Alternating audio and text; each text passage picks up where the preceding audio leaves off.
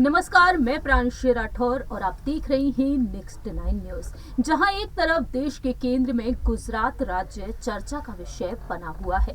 गुजरात में विधानसभा चुनाव होने को जा रहे हैं। 5 दिसंबर के दिन गुजरात में मतदान होगा और 8 दिसंबर के दिन नतीजे सामने आएंगे। लेकिन दूसरी ही तरफ भारत जोड़ो यात्रा के जरिए जनता के दिलों को छू रहे हैं कांग्रेस के पूर्व अध्यक्ष और सांसद राहुल गांधी भारत जोड़ो यात्रा के दौरान डंके की चोट पर कई बड़े ऐलान कर रहे हैं। बीजेपी पर जहां एक तरफ तंज कसते हुए नजर आ रहे हैं, तो कई बड़े विवाद में भी वह फंसते हुए दिखाई दे रहे हैं। लेकिन इस बीच यहां पर राहुल गांधी के कुछ अहम फैसले हैं और ऐसे में यहां पर भारतीय जनता पार्टी और कांग्रेस पार्टी के बीच जंग छिड़ी हुई है। न सिर्फ गुजरात बल्कि राजस्थान, हिमाचल प्रदेश और अब सियासत तेज हो चुकी है मध्य प्रदेश राज्य में भी। राजस्थान में मुख्यमंत्री के पद की दावेदारी को लेकर मौजूदा मुख्यमंत्री अशोक गहलोत और पूर्व उप मुख्यमंत्री सचिन पायलट के बीच जंग छिड़ी हुई है। लेकिन अब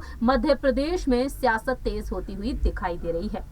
दरअसल आपको बता दें कि मध्य प्रदेश में भारत जोड़ो यात्रा का दूसरा दिन है और भारत जोड़ो यात्रा में राहुल गांधी के साथ शामिल हो चुकी हैं उनकी बहन महासचिव प्रियंका गांधी वाड्रा, तो वहीं पूर्व उप मुख्यमंत्री सचिन पायलट भारत जोड़ो यात्रा में शामिल हो चुके हैं और सचिन पायलट भारत जोड़ो यात्रा के लिए अहम फैसले भी लेते हुए दिखाई दे रहे हैं। लेकिन इसी बीच यहां पर हमला बोलते हुए नजर आए हैं राहुल गांधी बीजेपी में उड्डयन मंत्री ज्योतिरादित्य सिंधिया जिनको लेकर अब कयास लगाना शुरू हो चुका है कि मध्य प्रदेश में साल 2023 में जब विधानसभा चुनाव होंगे तो सीएम पद के लिए सिंधिया को शायद आगे किया जा सकता है। राहुल गांधी ने मध्य प्रदेश पहुंचते ही भारत जोड़ो यात्रा के दौरान हमला साध दिया यहां पर विपक्ष पर। दरअसल आपको बता दें कि राहुल गांधी ने प्लाटिंग पर चर्चा की। आपको बता दें कि राहुल 12 दिन तक मध्य प्रदेश में यात्रा करेंगे और इस यात्रा के बीच उन्होंने ज्योतिरादित्य सिंधिया को कुछ संकेत भी दे दिए हैं। मध्य प्रदेश में उनकी पार्टी की सरकार थी, लेकिन 20 से 25 भ्रष्ट विधायकों को खरीदकर बीजेपी ने सरकार बना ली। हमने ये यात्रा इसलिए शुरू की है क्योंकि सभी लोकतांत्रिक रास्ते बंद थे। प्रेस, लोकसभा चुनाव सभी को बीजेपी और आरएसएस ने पकड़ रखा है, इसलिए हमने तय किया है कि हम जनता के बीच जाएंगे। मध्य प्रदेश की जनता ने हमें मौका दिया था, लेकिन बीजेपी ने सरकार गिरा दी। बीजेपी पर निशाना साधते हुए राहुल गांधी ने ज्योतिरादित्य सिंधिया समर्थकों और विधायकों को भ्रष्ट तक कह दिया। उन्होंने कहा कि मध्य प्रदेश में जनता ने हमें एक मौका दिया था, लेकिन बीजेपी सरकार ने कई भ्रष्ट विधायकों को खरीद लिया और अपनी सरकार बना ली। मालूम हो कि साल 2018 के विधानसभा चुनाव में कांग्रेस मध्य प्रदेश में सबसे बड़ी पार्टी बनी रही, लेकिन कमलनाथ के नेतृत्व में कांग्रेस की सरकार चल रही थी। ज्योतिरादित्य सिंधिया बीजेपी में शामिल हो गए। रातों रात उन्होंने अहम फैसला लिया और अब वह बीजेपी में एक अहम और बड़ा पद पाते हुए नजर आ सकते हैं। तो ऐसे में देखा जाए कांग्रेस की एमपी में सरकार गिर गई और अब एक बार फिर से सत्ता में आने के लिए राहुल गांधी ने यहां पर सचिन पायलट को आगे कर दिया है। और ऐसे में देखा जाए तो प्रियंका गांधी वाड्रा भारत जोड़ो यात्रा में पहली बार शामिल हुई हैं। सचिन पायलट भी वहां पर पहुंच चुके हैं। देखना दिलचस्प होगा कि सचिन पायलट, ज्योतिरादित्य सिंधिया जो एक वक्त एक दूसरे के दोस्त रहे, काफी करीब रहे, लेकिन आज वह आमने सामने है। देखना दिलचस्प होगा कि ज्योतिरादित्य सिंधिया यहां पर कांग्रेस की चुनौतियों का किस तरीके से सामना करेंगे, क्योंकि दावा यहां पर मुख्यमंत्री पद को लेकर किया जा रहा है। मध्य प्रदेश से आखिरकार आगामी विधानसभा चुनाव में मुख्यमंत्री पद की दावेदारी के लिए किसे आगे किया जाएगा कांग्रेस खेमे की तरफ से, खैर ये तो वक्त के साथ साथ पता चलेगा। लेकिन सचिन पायलट मध्य प्रदेश पहुंच चुके हैं और मध्य प्रदेश पहुंचकर उन्होंने क्या कुछ कहा है ये भी आपको दिखाएंगे हमारी इस रिपोर्ट के जरिए। फिलहाल हमारी इस रिपोर्ट में इतना ही। बाकी की तमाम अपडेट्स के लिए आप देखते रहिए नेक्स्ट 9 न्यूज। क्या यात्रा से पहले एक्शन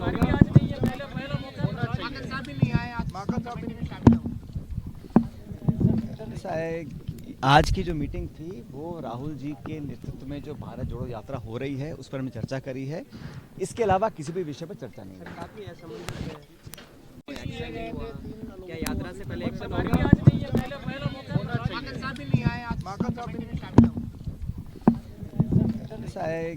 आज की जो मीटिंग थी वो राहुल जी के नेतृत्व में जो भारत जोड़ो यात्रा हो रही है उस पर हमने चर्चा करी है। इसके अलावा किसी भी विषय पर चर्चा नहीं है। जनता के बीच में लाखों लाखों लोगों के साथ मिलते हुए भारत की यात्रा कर रहे हैं, पैदल चल रहे हैं, उससे एक अनूठा संदेश पूरे देश में गया है। और राजस्थान क्योंकि पहला वो राज्य होगा जहाँ पर कांग्रेस की सरकार है, यहाँ पे जब वो आएंगे तो उनका बहुत अद्भुत स्वागत होगा और एक ऐतिहासिक यात्रा का समापन यहाँ राजस्थान में कराएंगे। लगभग 15 से 18 दिन यहाँ यात्रा रहेगी। एग्जैक्ट जो तिथि जब वो प्रवेश करेगी उसका निर्णय भी लिया नहीं गया है, बहुत जल्द उस पर निर्णय लिया जाएगा, लेकिन 3 से 6 के बीच में यात्रा का आना राजस्थान में तय है।